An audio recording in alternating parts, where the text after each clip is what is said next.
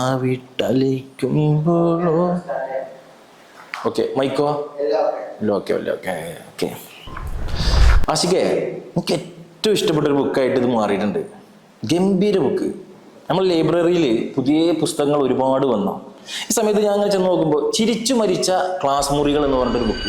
അപ്പം ഞാൻ ആലോചിച്ചു, ചിരിച്ചു മരിച്ച ക്ലാസ് മുറികൾ, എന്തെങ്കിലും സാധനം ഉണ്ടാവും നമുക്കിത് ഇങ്ങനെ കാണുമ്പോൾ മനസ്സിലാവും. അപ്പം ഞാൻ എടുത്തിട്ട് ഒരു 3 ദിവസം കൊണ്ട് ഈ സംഗതി ഞാൻ വായിച്ചു തീർത്തു. ഗംഭീര ബുക്ക്, അതിഗംഭീര ബുക്കാണത്. ഒരു അധ്യാപകൻ നിർബന്ധമായിട്ടും ഇത് വായിക്കണം എന്ന് എൻ്റെ ഒരു അഭിപ്രായം കേട്ടോ. സംഗതി ഒരുപാട് സംഗതികളുണ്ട്, എല്ലാം നമുക്ക് പറയാൻ പറ്റൂല. എനിക്ക് ഭയങ്കര ഇഷ്ടം തോന്നിയ ഒരു ഏരിയ ഉണ്ട് ഇതിൽ. ആ ഏരിയ മാത്രമാണ് ഞങ്ങളുടെ മുമ്പിൽ പങ്കുവെക്കുന്നത്. ലോകത്തിലെ അറിയപ്പെടുന്ന ഒരു മാനേജ്മെന്റ് പരിശീലകയായ ബാർബറ ഗ്ലാൻസ് പറയുന്ന ഒരു അനുഭവമാണ്. ഈ ട്രെയിനർ ഒരിക്കൽ ഒരു ക്ലാസ് എടുക്കാൻ വേണ്ടി പോയി. അപ്പോൾ അവിടെ ഒരുപാട് ആളുകളുണ്ട്, ജീവിതത്തിൽ ഉന്നത നിലകളിൽ എത്തിയ ആളുകളൊക്കെ വന്നിരിക്കുന്ന പ്രമുഖരായിട്ടുള്ള ആളുകളാണ്. അപ്പോൾ ഈ ട്രെയിനർ ക്ലാസ്സിൻ്റെ ഇടയിൽ ഒരു ചോദ്യം ചോദിച്ചു. നിങ്ങളുടെ ജീവിതത്തിൽ നിങ്ങൾക്ക് സന്തോഷം നൽകിയ, ആഹ്ലാദിച്ച ഒരു മുഹൂർത്തം എന്ത് ചെയ്യണം, നിങ്ങളിവിടെ ഷെയർ ചെയ്യണം, പങ്കുവെക്കണം. അപ്പോൾ ഓരോരുത്തരായിട്ട് അനുഭവങ്ങൾ ഇങ്ങനെ പറഞ്ഞുകൊണ്ടിരിക്കുകയാണ്. അപ്പോൾ ഒരാൾ പറഞ്ഞു, എൻ്റെ വൈഫ് എന്നെ ജീവിതത്തിൽ ഇന്നൊരു ഘട്ടത്തിൽ ഞാൻ കുടുങ്ങി പ്രയാസപ്പെട്ടുകൊണ്ടിരിക്കുന്ന സമയത്ത് എന്നെ സഹായിച്ചത് എനിക്ക് ഭയങ്കര സന്തോഷമായി. ചില ആളുകൾ പറഞ്ഞു, പാരൻസ് എന്നെ ചില മുഹൂർത്തങ്ങൾ ഞങ്ങൾ സഹായിച്ചത് ഭയങ്കര സന്തോഷമായി. പക്ഷെ ജോൺ എന്ന് പറയുന്ന ഒരു വ്യക്തി പറഞ്ഞത് വളരെ വ്യത്യസ്തമായ സംഗതിയാണ്. പണ്ട് എൻ്റെ പ്രധാന അധ്യാപിക, സാഹിത്യം പഠിപ്പിച്ച ഒരു അധ്യാപിക ഞങ്ങളോട് കവിതകൾ എഴുതാൻ പറഞ്ഞു ക്ലാസ്സിൽ. അങ്ങനെ ഓരോരുത്തർ കവിതകൾ എഴുതി അത് പ്രസന്റ് ചെയ്യാൻ പറഞ്ഞു. അപ്പോൾ ആരും ജോണാണ് എന്ത് ചെയ്യുന്നത്, പ്രസന്റ് ചെയ്യുന്നത്. ജോൺ ആ എഴുതിയ കവിത പ്രസന്റ് ചെയ്ത സമയത്ത് ടീച്ചർ എല്ലാ കുട്ടികളുടെ മുമ്പിൽ വെച്ചിട്ട് പ്രശംസിച്ചു, അഭിനന്ദിച്ചു. ജോണ് പറയാണ്, എൻ്റെ ജീവിതത്തിൽ ഇന്നേ വരെ ഞാൻ ഇങ്ങനെ അന്ന് സന്തോഷിച്ചത് എനിക്ക് പിന്നെ ഉണ്ടായിട്ടില്ല.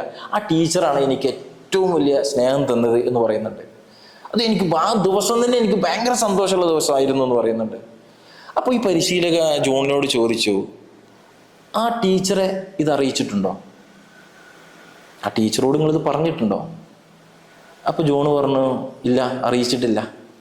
അപ്പോൾ പരിശീലക പറഞ്ഞു, നിർബന്ധമായിട്ടും ഈ ടീച്ചറെ അത് വിളിച്ചറിയിക്കണം. അപ്പോൾ ജോൺ പറഞ്ഞത്, വർഷങ്ങളായി ഈ ക്ലാസ്സൊക്കെ കഴിഞ്ഞിട്ട്, ഒരുപാട് വർഷങ്ങളായി, ടീച്ചർക്ക് 80-85 വയസ്സായിട്ടുണ്ടാവും. അപ്പം എന്ത് പറഞ്ഞിട്ട് കാര്യമില്ല, അത് അറിയിച്ചേ പറ്റൂ എന്ന് പറഞ്ഞു. അങ്ങനെ ജോൺ ഈ ടീച്ചറുടെ അഡ്രസ്സ് കിട്ടാൻ വേണ്ടിയിട്ട് കുറേ ദിവസം എടുത്ത് അഡ്രസ്സ് കിട്ടിയ സമയത്ത് കത്ത് ചെയ്ത്, ഞാൻ ജോണാണ്, അന്ന് ഇങ്ങനെയൊക്കെ സംഭവിച്ചു, എനിക്ക് അന്ന് ആ കവിത എഴുതിയ സമയത്ത് ടീച്ചർ എന്നെ അഭിനന്ദിച്ചപ്പോൾ എനിക്ക് ഭയങ്കര സന്തോഷമായി എന്നൊക്കെ പറഞ്ഞിട്ട് കത്തിൽ എഴുതി. പക്ഷെ ടീച്ചർ തിരിച്ച് ആ കത്തിന് മറുപടി അയക്കുന്നുണ്ട്. അത് ഭയങ്കര രസമാണ്. ഇങ്ങനെയാണത്: പ്രിയപ്പെട്ട ജോൺ, നിന്റെ കത്ത് എന്നെ എത്രമാത്രം സ്പർശിച്ചു എന്നത് നിനക്കൊരിക്കലും ഊഹിക്കാൻ പോലും കഴിയില്ല. 83 വയസ്സായ ഞാനിപ്പോൾ തനിച്ചൊരു ചെറിയ മുറിയിലാണ് താമസം. എൻ്റെ കുടുംബവും സുഹൃത്തുക്കളും എന്നെ വിട്ടുപോയി. 50 വർഷക്കാലം ഞാൻ ഒരു പ്രധാന അധ്യാപികയായി ജോലി ചെയ്തു.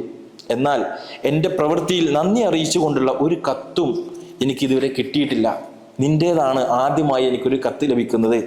ഇന്ന് വരെ ഒരു വിദ്യാർത്ഥിയിൽ നിന്നും ഇങ്ങനെ ഒരു വാക്ക് കേൾക്കുവാൻ എനിക്ക് കഴിഞ്ഞിട്ടില്ലായിരുന്നു.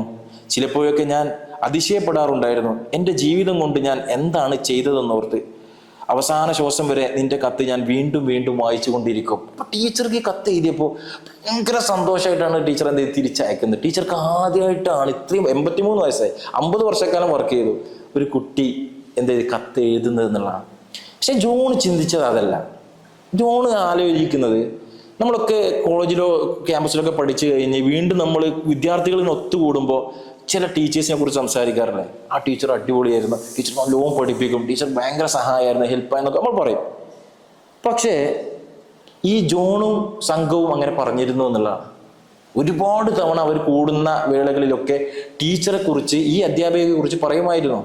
പക്ഷെ ഒരിക്കൽ പോലും ആ അധ്യാപികയോട് അവരത് തുറന്നു പറഞ്ഞിട്ടില്ല എന്നുള്ളതാണ്.